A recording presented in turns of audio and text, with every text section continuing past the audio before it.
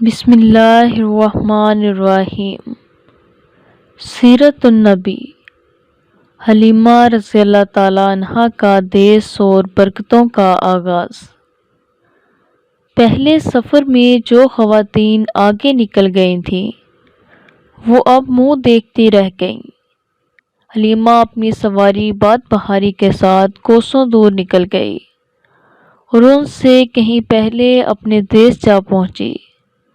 سواری کو باندھا اور اپنے حسین و جمیل یتیم صلی اللہ علیہ وآلہ وسلم کو محبت کی باہوں میں سمیٹ کر کمرے میں چلی گئی اور دیدے جناح میں مستغرق ہو گئی۔ اسے اپنا سگا بچہ بھول گیا۔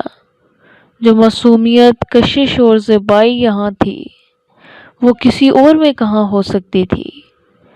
وہ انہی کی ہو کر رہ گئی۔ شام کو حارث نے حلیمہ سے کہا، وقت ہو گیا ہے، میرا خیال ہے کہ دودھ دو لوں۔ وہ معمول کے مطابق اپنا چھوٹا سا برتن لے کر اونٹنی کے پاس گیا، مگر چند لمحوں کے بعد ہی اس نے محسوس کیا کہ آج دودھ کی نہریں بہہ رہی ہیں، یہ برتن ناکافی ہے۔ اس نے دوسرا برتن لانے کے لیے حلیمہ کو آواز دی، وہ بھی چشمِ زدن میں بھر گیا۔ پھر وہ دودھ سے برتن بھرتے رہے، یہاں تک کہ حلیمہ کے گھر کے تمام برتن دودھ سے لبریز ہو گئے۔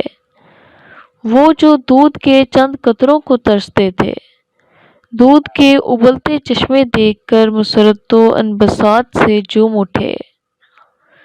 اتنے میں ایک بکری ریوڑ سے الگ ہوئی اور یتیم محمد صلی اللہ علیہ وآلہ وسلم کے قدموں میں آ کر سجدہ ریز ہو گئی اور یوں ہی مجسمہ عقیدت بن کر کھڑی رہی۔ میاں بیوی یہ منظر دیکھ کر خود بھی عقیدت و محبت میں ڈل گئے۔ حارث تاثر کی گہرائیوں میں ڈوب کر بولا، باخدا اے حلیمہ، تو نے بڑی ہی برکت والی روح حاصل کر لی ہے۔ حلیمہ خود بھی ایسے ہی تاثرات میں کھوئی ہوئی تھی، بولی، ان کی والدہ نے مجھے بتایا تھا، میرا بچہ بڑی شان کا مالک ہے۔ جب سے یہ بصورت امانت مجھے عطا ہوا ہے، میں نے ایسے خوارق و انوار دیکھے ہیں جو بڑے ہی حیرت انگیز اور ایمان افروز ہیں۔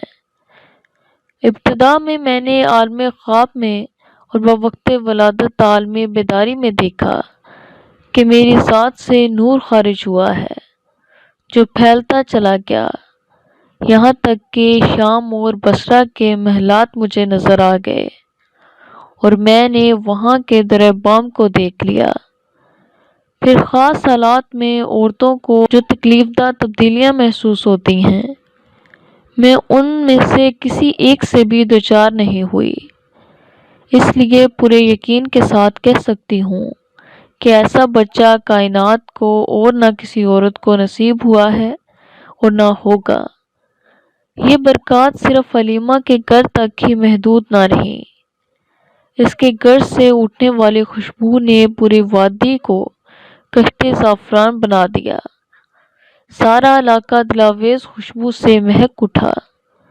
پھر حسن دلبرا نے سب کو اپنا گرویدہ بنا لیا۔ جس نے ایک مرتبہ دیکھا وہ انہی کا ہو کر رہ گیا۔ قدرتی طور پر سب کے دل میں محبت کے ساتھ عقیدت بھی پیدا ہو گئی۔